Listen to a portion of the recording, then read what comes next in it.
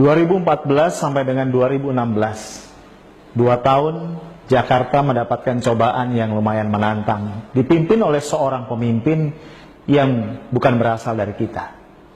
Bukan karena dia punya bentuk mata dan warna kulit yang berbeda, bukan karena dia punya etnis yang tidak serupa dengan kita, tapi karena dia mampu menista apa yang buat kita berharga.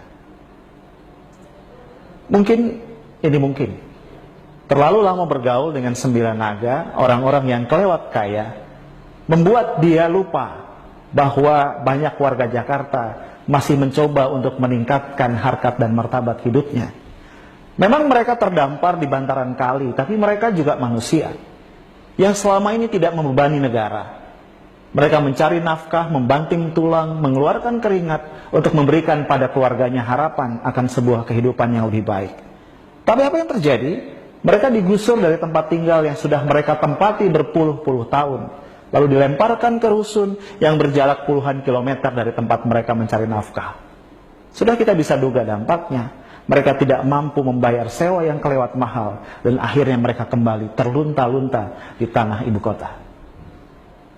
Yang tidak kalah memprihatinkan, dia dilanda oleh banyak kasus hukum yang membuat kita bertanya-tanya kekuatan siapa yang berada di balik semuanya, sehingga tidak satupun kasus hukum itu yang berhasil menjerat dirinya.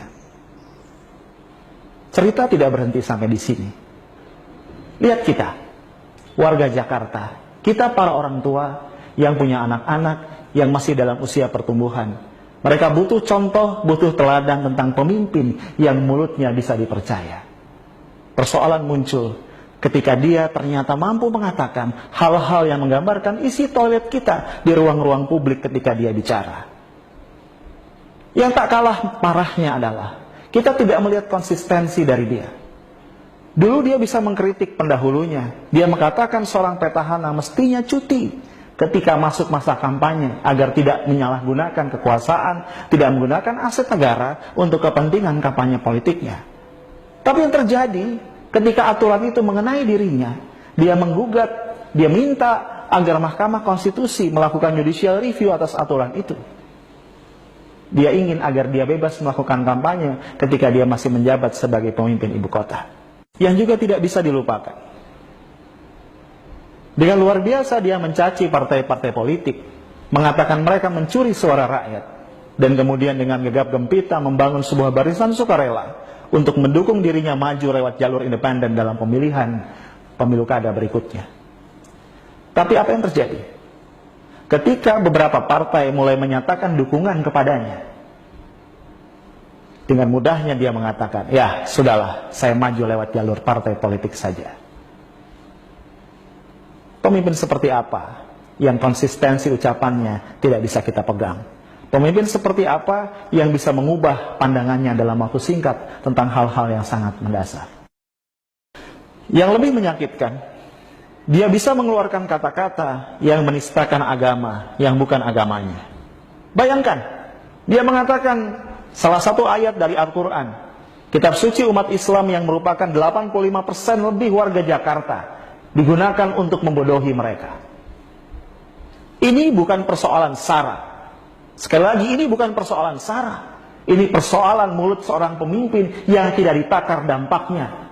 Dengan kata lain, ini persoalan inkompetensi dari dia yang tidak tahu apa yang pantas dan tidak pantas dikatakan oleh seorang pemimpin ibu kota.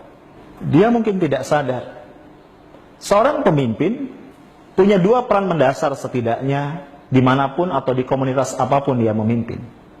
Pertama, pemimpin harus mampu menjadi cultural ambassador, mampu merepresentasikan nilai-nilai dari masyarakat di mana dia hidup dan memimpin. Jakarta adalah representasi Indonesia yang bineka. Oleh karenanya pemimpin Jakarta harus mampu merepresentasikan penghargaan dan penghormatan terhadap kebinekaan. Yang kedua, pemimpin harus mampu menjadi seorang solidarity maker, orang yang mampu merajut dan menguatkan solidaritas masyarakat, menjadikannya masyarakat yang bersatu untuk menjunjung tinggi kebaikan. Pemimpin tidak boleh mengeluarkan kata-kata, sikap atau tindakan yang menyakiti perasaan orang-orang yang dia pimpin, sehingga merusak bangunan kebinekaan yang berpuluh-puluh tahun sudah kita perjuangkan untuk membangunnya.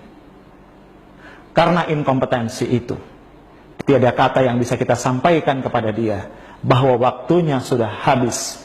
Dia tidak pantas memimpin Jakarta yang merupakan wajah dari Nusantara.